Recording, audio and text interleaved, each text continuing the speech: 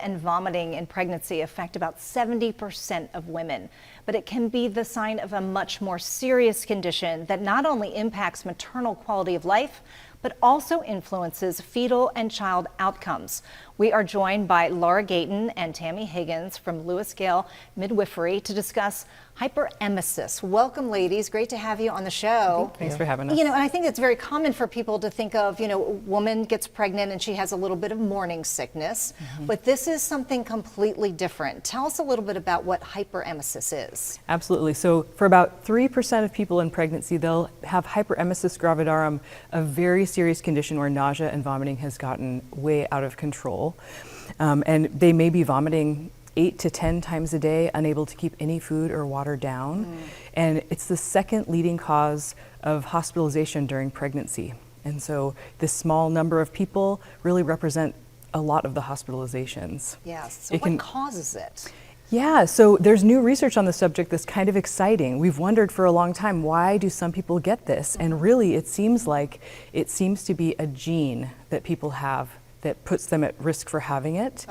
And there seems to be something we might be able to do about it. So a researcher at UCSF who had hyperemesis in 2 of her pregnancies figured this out. And she worked with 23andMe, a genetic company, and found a gene called GDF15, growth differentiation factor 15.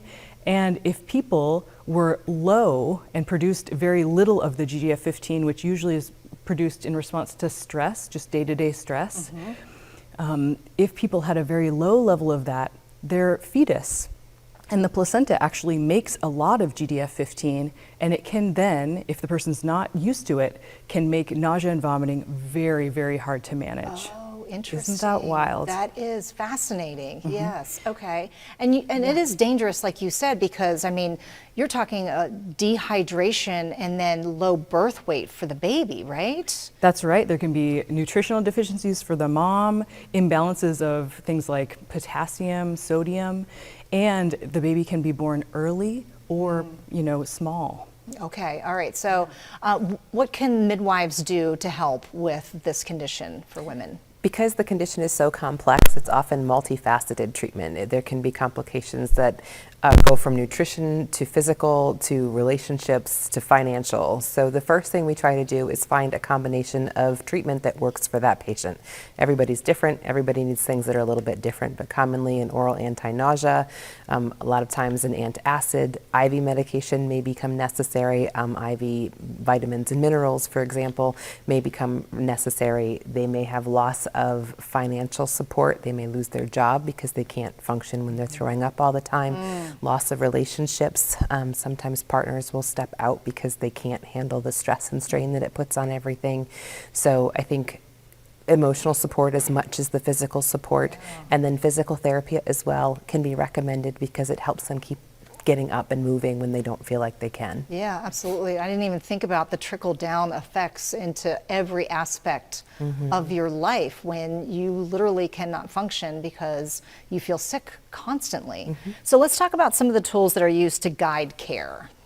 Yeah, so there is an organization called the Hyperemesis Education and Resource Foundation called HER. It's at hyperemesis.org, and they have a clinician tool that can characterize how bad the hyperemesis is and recommend an algorithm of steps and different areas of the physiology that we need to address with our care. And so someone with HG can know that if their provider knows about the HER tool, they're probably ready to help them with their HG. Interesting. Okay. All right. So when does this condition in pregnancy end for the mother? I mean, is that when they deliver, or, I mean, because morning sickness is usually like the first trimester. Right. You know, if you can get through the first 3 months, you know, maybe you're over the hump.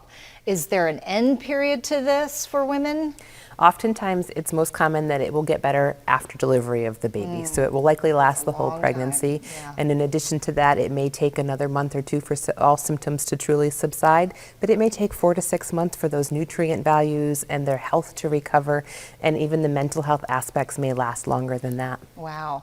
So if a woman has delivered and, you know, wants to maybe have another child, how can they prepare for the next pregnancy if they've had this, you know, condition? Yeah, the HER Foundation specifically says that people should be taking vitamin B1 or thiamine 50 milligrams every day as they try to become pregnant, and then for as long as they can take that medication in their pregnancy. They should also meet with a provider, a midwife, an OB physician, to plan how things may go and what to expect. Some people recommend having some weight gain prior to conception so that they have more just nutritional mass on their body that they can utilize in their pregnancy.